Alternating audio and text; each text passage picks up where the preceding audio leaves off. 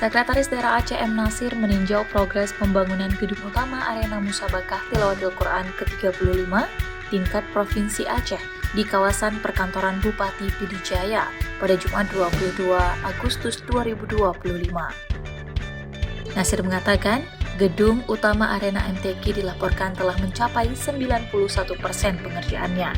Nasir mengaku puas setelah meninjau langsung kondisi infrastruktur utama di lapangan.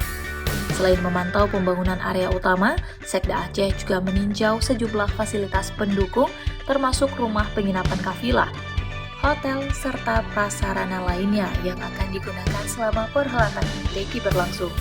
Sementara itu, Bupati Pidijaya Haji Sibral Malashi memastikan semua persiapan untuk pelaksanaan Musabakah Tilawatil Quran Aceh di Kabupaten Pidijaya tahun 2025 berjalan sesuai rencana dan akan terlaksana pada waktu yang telah ditentukan.